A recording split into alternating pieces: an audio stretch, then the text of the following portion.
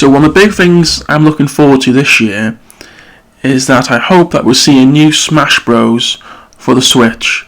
I know it wasn't too long ago they had Smash Bros for the Wii U, but seeing as the Wii U didn't sell very well, and we're hoping that perhaps more console games from the Switch gets moved across to the Wii U, like we saw with Pokken Tournament coming in September.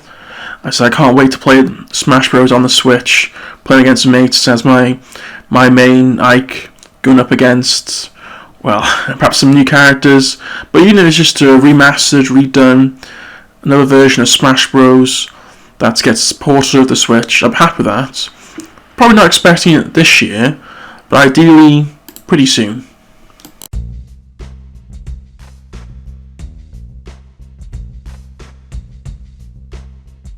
Another thing I hope to see a bit more of is a new Dragon Age game. I know it has been too long since the last Dragon Age. We had Dragon Age Inquisition in 2014. I know that one was set in Orlais, and then Origin was set in Ferelden. So I'm kind of hoping that we'll see perhaps a gameplay that's more similar to Dragon Age Origins, that's perhaps slightly more turn-based, perhaps a more traditional style of RPG, the more traditional that, well, BioWare used to make, like the Knights of the Old Republic, and the original, and Jade Empire as well. So I'm hoping that perhaps we'll see something, obviously maybe a different setting, with a couple of characters coming back. I'd like to see the setting of they got a Byzantine-like setting in the north, which is meant to be Tevinter Imperium. There has been rumours about Dragon Age 4, but obviously nothing's confirmed yet. Perhaps the idea is just to simply wait for E3 so that they can get this game out, and we can see what they got cooking up over there. Fingers crossed, because obviously Andromeda did not work out too well. I mean, I personally thought it was okay. It was nothing compared to the original trilogy, but then again, I thought Dragon Age Inquisition wasn't as good as Dragon Age Origins. Also, Dragon Age 2 wasn't as good as Origins as well. Perhaps it's the trend that the first early games are the best, and we're just getting diminishing returns. But fingers crossed there's a change for this one. So it's pretty much a guarantee we're going to see this Project Scorpio get revealed more properly, see more specs, see more price point. I'm hoping for something good, and perhaps even a policy that they can say those who bought Xbox Ones, like myself, who want to upgrade to the Scorpio, can get some sort of special buy-in purchase or trade-in value for the original Xbox, and with some sort of memory attachment as well. So fingers crossed that.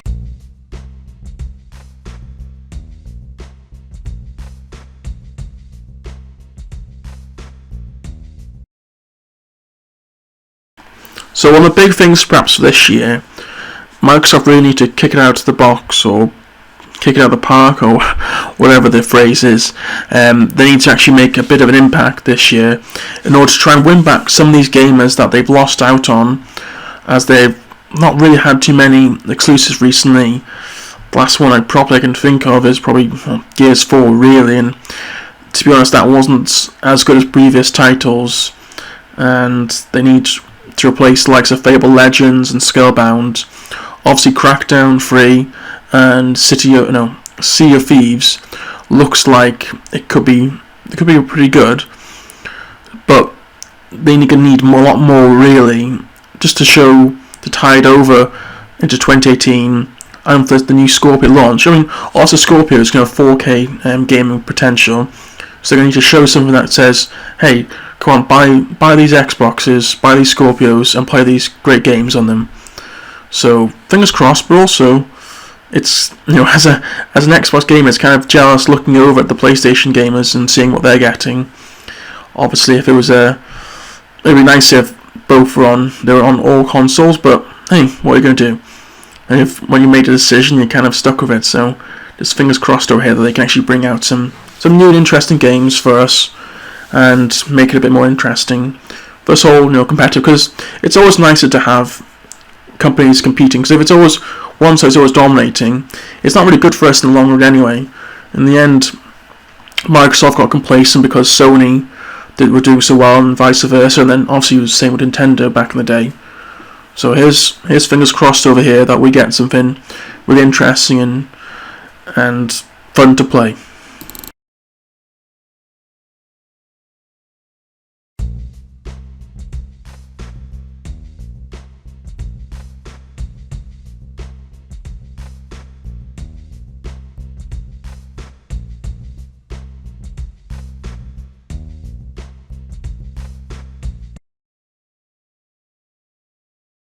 So the big one I'm hoping for, I'm not necessarily a prediction really, but I'm just really hoping that we see a new Metroid game, 2D or 3D. I don't mind which, so perhaps I've more enjoyed the 2D ones rather than the 3D ones as such, because they're almost, I find they almost like last long, like Metroid Fusion and Metroid Zero Mission of the Game Boy Advance. They seem to have lasted a bit longer in terms of gameplay and graphical style rather than the 3D ones. But that's not taken away from the Metroid Prime series that we had for the GameCube, and then we obviously had the trilogy for the Wii. They were really good games back in the day, so I'm hoping that the new system, obviously the Switch is selling out really well, and people are really asking for those games to come back.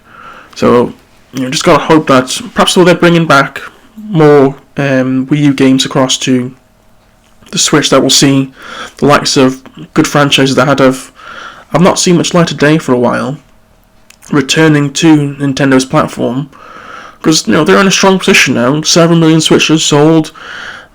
Why not bring back these beloved franchises and actually give their console an even bigger push? I mean, I don't mind if it doesn't come out this year, because obviously we've got Mario Odyssey later in the year, and probably some Fire Emblem games coming out later this year and next year. So Metro game announced for next year, that would be fantastic. I mean, 2D or 3D, don't mind which. I mean, obviously it's a proper one, not like Federation Force, just to just give us a bit of hope and light end of the tunnel. Obviously we've had a really good Zelda game. We've got a top-notch Mario game. Obviously there'll be some Pokemon tournament later in the year, so just fingers crossed that we get this new Metroid game come out, or at least announced, so that we can look forward to that.